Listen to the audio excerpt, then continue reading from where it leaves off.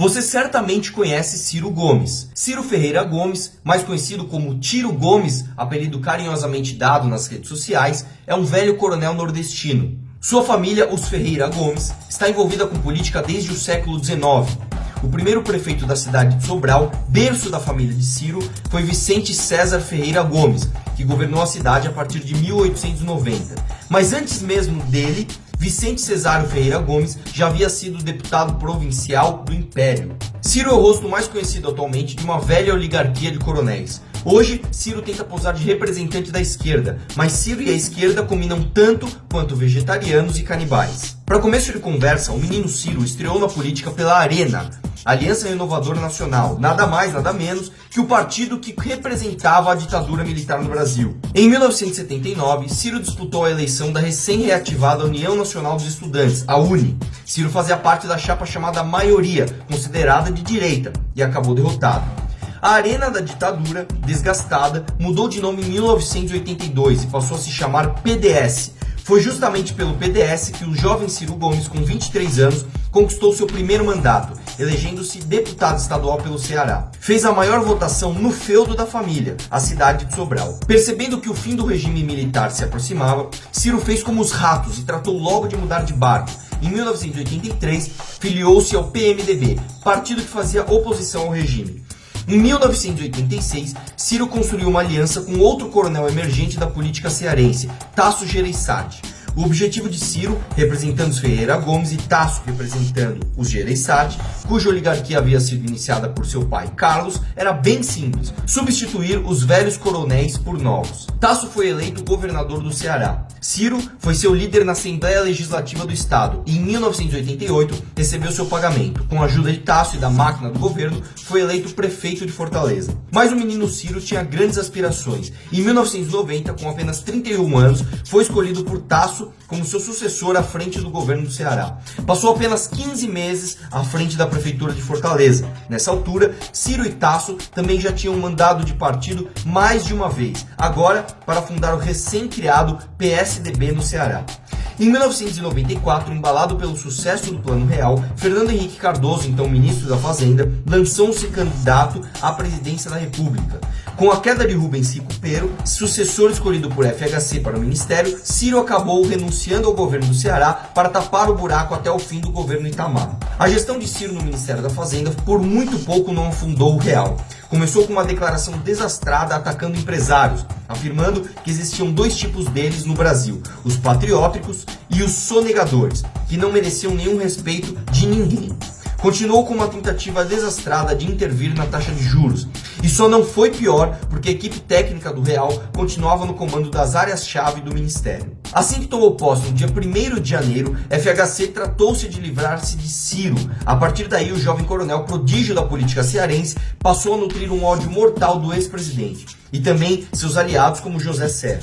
Em 1996, Ciro abandonou o PSDB, foi para seu quinto partido, o PPS. Chega a ser engraçado, o PPS era sucessor do antigo Partido Comunista Brasileiro, o PCB, que tinha mudado de nome em 1992 após a queda da União Soviética. O jovem coronel prodígio cearense, que iniciou a carreira no partido da ditadura militar, acabou indo para o partido da ditadura comunista. Em 1998, apresentou-se como candidato do PPS à sucessão presidencial. Ficou em terceiro lugar e viu o FHC, por quem nutria um imenso ódio, ser reeleito em primeiro turno. Nas eleições de 2002, ainda no PPS, Ciro parecia ser um candidato competitivo. Mesmo com Lula favorito, o Brasil procurava um candidato mais moderado, que passasse mais segurança. A aliança que apoiava Ciro nessa eleição incluía o PDT, na época ainda sob comando de Leonel Brizola, e o PTB, sob comando de Roberto Jefferson. Outro que apoiou Ciro nessa eleição foi o próprio deputado Jair Bolsonaro.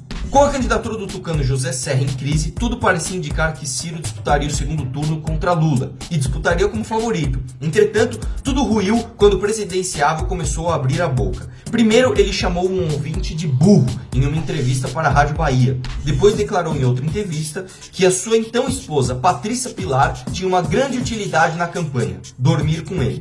No segundo turno, Ciro apoiou Lula e ganhou como pagamento o Ministério da Integração Nacional. Mesmo com seu partido, o PPS, tendo rompido com o governo em 2005, após o escândalo do Mensalão, Ciro recusou-se a deixar a teta, preferiu romper com o partido. Foi para o PSB o sexto partido de sua carreira. E pelo PSB, apoiando a reeleição de Lula, foi eleito deputado federal pelo Ceará. Queria ser candidato a presidente novamente na sucessão de Lula em 2010. O então presidente do PSB, Eduardo Campos, governador de Pernambuco, preferiu apoiar Dilma, a candidata escolhida por Lula. Antes da escolha do PSDB, Ciro declarou que se o escolhido fosse Aécio Neves, ele apoiaria o tucano. Olha só o que Ciro dizia a respeito de Aécio. O Aécio pode convocar todos os brasileiros decentes de todos os partidos, que é como ele faz em Minas Gerais, e celebrar um projeto de país que dê avanço ao que o presidente Lula representou. Como Aécio não foi o escolhido, Ciro continuou apoiando o PT e hipotecou seu apoio à eleição de Dilma, que disputou contra seu inimigo de morte, José Serra. Contrariado com a falta de apoio do PSB, deixou o partido. Em 2013, após ensaiar uma candidatura a prefeito de São Paulo apoiada por Lula em 2012 e brincar de comentarista esportivo enquanto não tinha nada para fazer, Ciro foi nomeado por seu irmão Cid Gomes, na época governador do Ceará, como secretário da Saúde. Nepotismo explícito, típico de governos de coronéis. 4 anos antes, Cid já havia nomeado outro irmão dos dois, Ivo, como seu chefe de gabinete. Na época, o clã Ferreira Gomes estava filiado ao PROS, o 7º partido da carreira de Ciro, que sempre aspirou coisas grandes na política. Em 2014, Ciro apoiou a reeleição de Dilma Rousseff. Como prêmio, acabou contratado na Companhia Transnordestina, subsidiária da CSN, privatizada em 1993, mas ainda com forte influência do governo federal. Foi sua única experiência no setor quase privado. Em 2015, acabou regressando ao PDT, o 8º partido de sua carreira. Agora ele quer ser presidente da República, bancando o esquerdista moderado e adotando as piores práticas que unem direita e esquerda, o autoritarismo, a violência e a agressão. Seus discursos pseudo-intelectuais são sempre carregados de senso comum e críticas ao status quo. Porém, suas propostas são exatamente as mesmas que levaram o país ao buraco. Foi o que eu mesmo presenciei no Fórum da Liberdade, onde após mentir descaradamente, ainda me deixou com um tapa. Bela atitude para quem quer ser presidente do maior país da América Latina. Imagina esse cara negociando por aí, representando o Brasil.